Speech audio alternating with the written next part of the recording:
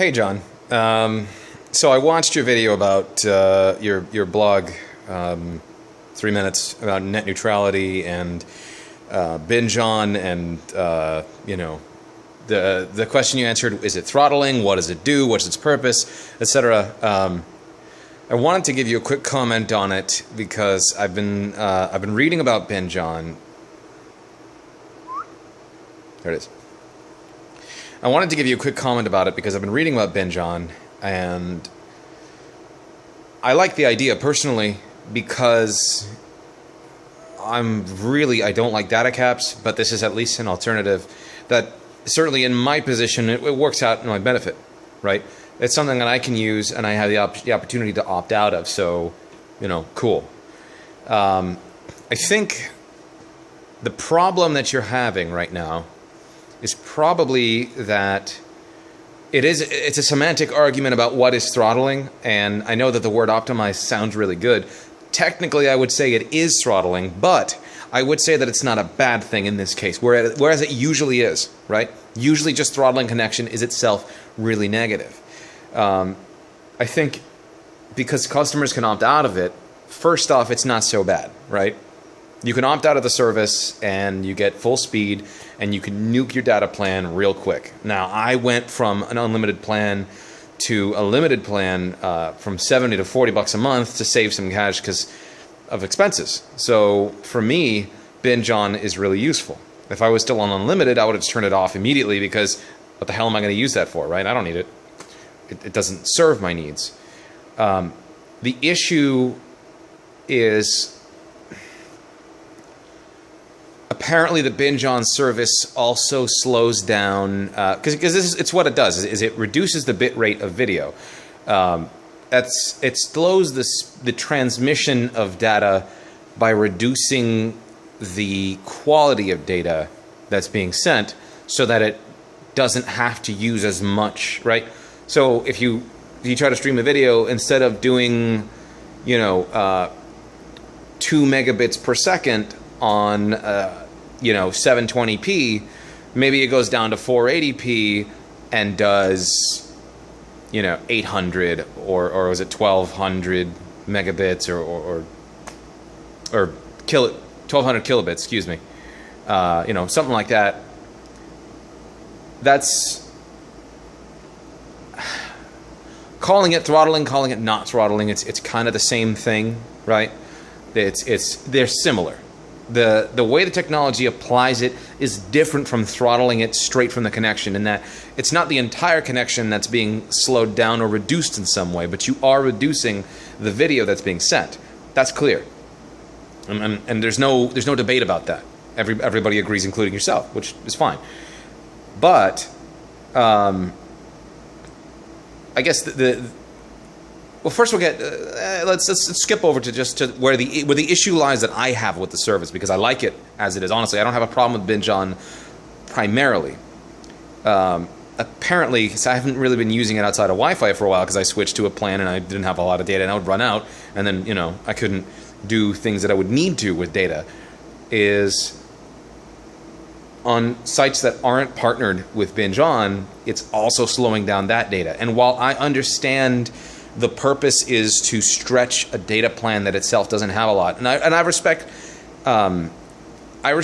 the need of customers to have a system that can do that for them, because in some cases they may go to a website that somebody's posted to them on Twitter or Facebook or something that just eats up their data because there is no quality option of any kind, right? Allowing customers like myself to be able to opt out of BingeOn on non-partner sites, I think is really important. I would say even so much as making an app or building into one of the existing apps that T-Mobile has for Google and I guess iPhone, for iOS and Android, I should say, that would allow you to quickly turn it on or off and have it take effect within a few seconds, instead of having to log into the website, because it's a pain in the ass. I don't like logging into the T-Mobile website. I don't know how everybody else feels about it, but I'd imagine that there are a lot of people who don't want to go to a computer when you've got your phone in your hand. You just want to look at it already. So there's just 2 points. One is that you need to be able to change it quickly, and you know, in the event, you know, let's say I want to see how this runs and I don't care. Let me just burn my data. It's near the end of the month and I want to do a test of some kind, or I feel like watching it in 1080p and using an adapter or something. I don't have Wi-Fi, whatever the reason, give me the opportunity to use it quickly with the mobile app. I can hit it by the flick of a switch and add an additional option so non-partner sites don't suffer a connection issue. Because I was reading a blog. It was some article. Somebody mentioned that a site that wasn't partnered and only had one option, didn't have a lower quality setting for slower connections, was choppy because the connection in that event, the video was being rate limited, that's throttling, right? However it's implemented, you're rate limiting the video for a non-partner site. That, again, I recognize the value in protecting customers with limited data plans from running out of data real fast, because that will go in a heartbeat, especially if you've got like 2 gigs or something. I've done it. I've done it myself. It takes a few minutes and it's gone sometimes, depending on what I'm looking at. Like on Twitch, for instance. If we can opt out of, I'm talking in circles. If we can opt out of non-partnered rate limiting video streaming, and if we can get an app that allows us to quickly change our BingeOn options, whether we want to turn it off and uninstall the app and never use it again, or if we want to turn it on and off where it suits us, I think that would be ideal. I think that would work out really well. And also, I'd like to mention that the next time you do a blog, please don't use so many jump cuts and read from a script. I know that it's really popular for you to do so, but this entire video is off the cuff.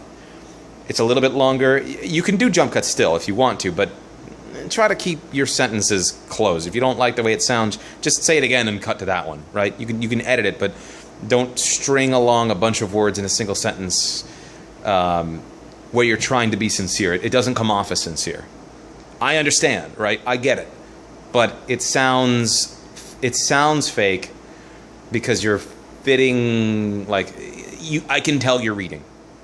I know that you mean what you say and you stand behind it, and I understand because I pay attention.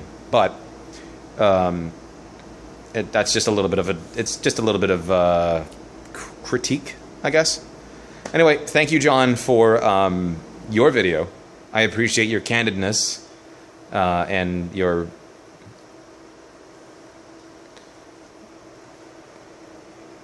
boldness in an unfiltered opinion, whether I agree with it or not.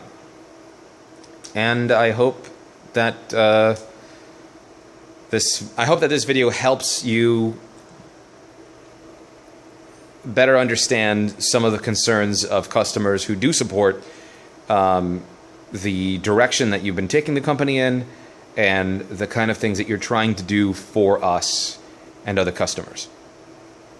Thanks.